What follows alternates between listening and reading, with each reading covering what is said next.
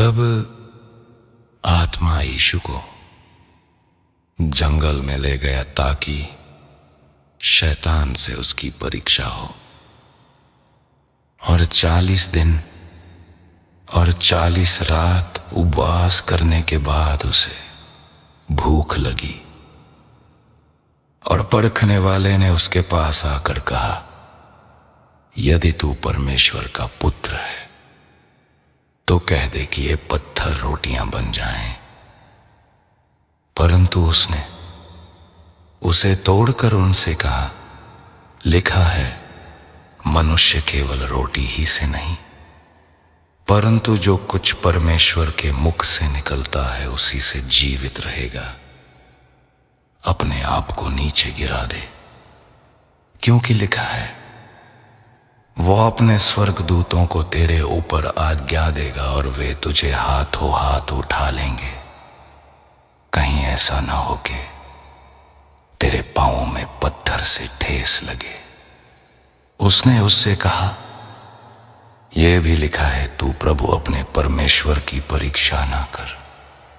फिर शैतान उसे एक और ऊंचे पहाड़ पर ले गया और सारे जगत के राज्यों और उसका विभव दिखाकर उससे कहा, नीचे गिरकर मुझे प्रणाम कर और ये सब कुछ मैं तुझे दे दूंगा। तब यीशु ने उससे कहा, हे शैतान, मेरे सामने से दूर हो जा। लिखा है, तू प्रभु अपने परमेश्वर को प्रणाम कर और केवल उसी की उपासना कर। तब शैतान उसके पास से चला गया और देखो, स्वर्गदूत आकर उसकी सेवा करने लगे।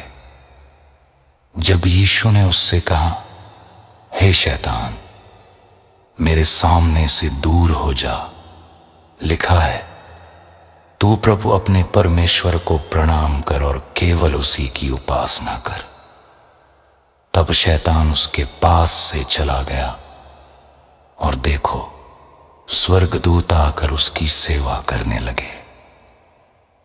जब यीशु ने सुना कि यूहन्ना को बंदी बना लिया गया है तो वह गलील को चला गया और नासरत को छोड़कर वो कफरनहूम में जो झील के किनारे जबूलून और नप्ताली के देश की सीमा पर है आकर रहने लगा, ताकि जो वचन यशाया भविष्यद्वक्ता के द्वारा कहा गया था वो पूरा हो। जबूलून और नप्ताली के देश, झील के मार्ग से यरदन के पार अन्य जातियों का गलील।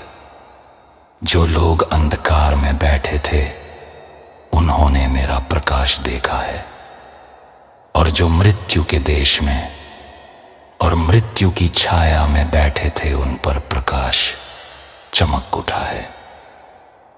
उस समय यीशु प्रचार करने और ये कहने आया, मन फिराओ, क्योंकि स्वर्ग का राज निकल आ गया है। पहले शिष्य की वाणी। जब यीशु गलील की झील के किनारे जा रहा था तो उसने फिर शमौन को, जो पतरस कहलाता है, और उसके भाई अंद्रियास को झील में जाल डालते देखा, क्योंकि वे मछुआरे थे। और उसने उससे कहा, मेरे पीछे आओ तो मैं तुम्हें मनुष्यों के मछुआरे बनाऊंगा। और वे तुरंत अपने जाल छोड़कर उसके पीछे हो लिए। वहां से आगे बढ़कर उसने एक और भाई, जब्दी के पुत्र याकूब और जब्दी के भाई यूहन्ना को अपने पिता जब्दी के साथ नाव पर अपने जाल सुधारते देखा, और उसने उनसे बात की, और वे तुरंत नाव और अपने पिता को छोड़कर उसके पीछे हो लिए। और यीशु सारे गलील में फिरता रहा और उनकी सभाओं में उपदेश करता और राज्य का सुसमाचार प्रचार करता, और लोगों की हर प्रकार की बीमारी और दुर्बलता को दूर करता रहा। और उसका यश सारे सीरिया में फैल गया, और लोग सबको जो नाना प्रकार की बीमारियों और पीड़ाओं से ग्रस्त थे और जो दुष्ट आत्माओं के वश में थे और जो लकवे के मारे हुए थे उसके पास लाए, और उसने उन्हें चंगा किया।